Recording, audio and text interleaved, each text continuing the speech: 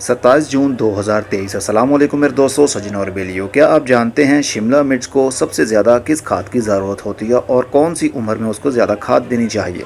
पहले बात कर लेते हैं शिमला मिर्च के बीज आपने कौन से मौसम में लगाने होते हैं और ये कौन से मौसम की सब्ज़ी है।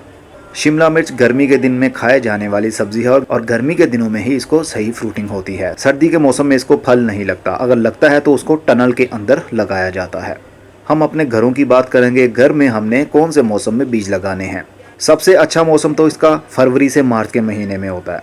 आप चाहे पाकिस्तान से हैं, इंडिया से है, बांग्लादेश में हैं, कहीं से भी हैं, 15 फरवरी से 15 मार्च का एक महीना होता है जो बहुत अच्छा समझा जाता है शिमला मिर्च के बीज लगाने के लिए। इसके बीज खाली मिट्टी के अंदर भी लगाए जाएं तो भी उग जाते हैं। इसको खाद की ज़्यादा ज़रूरत नहीं होती बीज उगाने के लिए। जब पौधे थोड़े बड़े हो जाते हैं, तकरीबन 21 दिन का पौधा हो जाए या फिर 4 से 5 पत्ते एक पौधे के ऊपर आ जाएं तो वो ट्रांसप्लांटिंग के काबिल होता है। मतलब उसको उखाड़ कर आप जहां पर लगाना चाहते हैं वहां पर लगा सकते हैं। जिस मिट्टी के अंदर आपने लगाया है उसको खाद उस वक्त ना भी दें तो भी ठीक है। खाली बालू मिट्टी हो या आपके गमलों के अंदर पुरानी मिट्टी जैसी भी पड़ी हुई है, आप उसको इस्तेमाल कर सकते हैं। जब पौधा अपने पाँव पर खड़ा हो जाता है, नए नए पत्ते आने लगते हैं, तो फिर उसको ज़्यादा से ज़्यादा नाइट्रोजन और फास्फोरस वाली खाद की ज़रूरत होती है। नाइट्रोजन वाली खाद से आपके पौधे के पत्ते ज़्यादा से ज़्यादा आते हैं, पौधा ज़्यादा लंबा चौड़ा होगा, पत्तों के अंदर ज़्यादा से ज़्यादा रस भरा जाएगा, पत्ते ज़्यादा डार्क ग्रीन होंगे।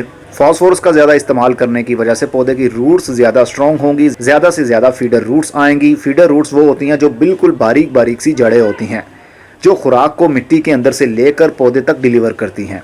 वो फास्फोरस की वजह से ज़्यादा ग्रो होती हैं।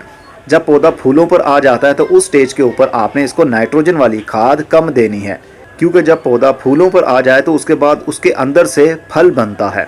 अगर उस स्टेज के ऊपर भी पौधे को ज़्यादा नाइट्रोजन वाली खाद देंगे, जैसा कि गाय का गोबर है, अगर ज़्यादा देते रहेंगे तो फिर मिट्टी के अंदर ज़्यादा नाइट्रोजन बढ़ जाने की वजह से पौधे के जो फूल लगे हैं वो गिर जाएंगे, उसके अंदर से फल बन नहीं पाएगा, पौधे के पत्ते लंबे चौड़े होंगे, पौधा ज़्यादा से ज़्यादा बुशी होने लगता है। लेकिन हमें उस स्टेज के ऊपर, जबकि पौधे के ऊपर फूल लग गए हैं, हमें नाइट्रोजन वाली खाद कम कर देनी है ताकि पौधे का फोकस ज़्यादा से ज़्यादा अपनी ग्रोथ के ऊपर ना जाए, बल्कि उसके ऊपर जो फूल लगे हैं वो सारा फोकस उसकी तरफ हो जाए और फूलों के बाद में उसके अंदर से फल बनना भी शुरू हो जाए। इसलिए हम पौधे को ज़्यादा से ज़्यादा फास्फोरस और पोटेशियम वाली खाद देते हैं और उस खाद का नाम है NPK 5-15-45।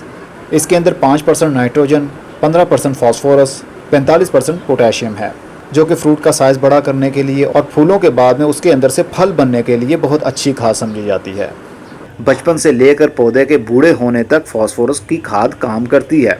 फास्फोरस की ज़रूरत तो पौधे को हर उम्र में होती है ताकि उसकी ज़्यादा से ज़्यादा नई जड़ें आती रहें, फीडर रूट्स आती रहें, पौधा खुराक मिट्टी के अंदर से लेता रहे और फूल भी खूब लगे और उसके अंदर से फल भी खूब बने। तो फूलों वाली स्टेज के ऊपर हमेशा याद रखिए फास्फोरस वाली खाद ज़्यादा इस्तेमाल करनी है। और जैसे जैसे पौधे के ऊपर फ्रूट सेट होना शुरू होता है, छोटा छोटा फल बनना शुरू हो जाए, तो फिर ज़्यादा से ज़्यादा पोटेशियम वाली खाद भी देनी पड़ती है। लेकिन ज़्यादा कन्फ्यूजन में आपको नहीं डालता हूँ, शुरुआती दिनों में भी आप NPK 20-20-20 दे सकते हैं और पौधे के ऊपर फूल लग जाएँ, फल भी लग जाए, तब आप NPK 5-15-45 दें तो सबसे अच्छा है। गाय का गोबर भी देना चाहे तो दे सकते हैं, लेकिन जब फूलों पर पौधा आ जाए तो गाय का गोबर का ज़्यादा इस्तेमाल नहीं करना, नहीं तो फूल गिर जाएंगे, उसके अंदर से फल बन नहीं पाएगा। शिमला मिर्च के पौधे की उम्र तकरीबन 1 साल से ज़्यादा ही होती है, लेकिन 7 से 8 महीने तक ये अच्छी ग्रोथ करता है, फल देता है और उसके बाद में इसके ऊपर तरह तरह के कीड़ों का हमला होने लगता है। जैसे कि वाइट फ्लाई सबसे ज़्यादा इसके ऊपर अटैक करती है, माइट्स का हमला इसके ऊपर होता है, मिली बग का इसके ऊपर हमला होता है, जिस वजह से पौधे की ग्रोथ रुक जाती है। और सब्ज़ी वाले जितने भी पौधे होते हैं वो सीजनल होते हैं, हर साल हमें नए सिरे से बीज लगाने पड़ते हैं। इसलिए 6 से 8 महीने तक जब ये फल दे देता है और उसके बाद पौधों को उखाड़ दिया जाता है, फिर नए सीज़न के लिए तैयारी की जाती है।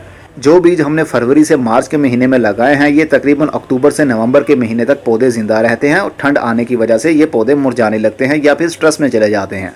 उसके बाद ये ठंड की वजह से ख़त्म हो जाते हैं। अगर ख़त्म ना भी हों लेकिन पौधों की हालत बिगड़ जाती है, फिर इसको फल सही नहीं लगता।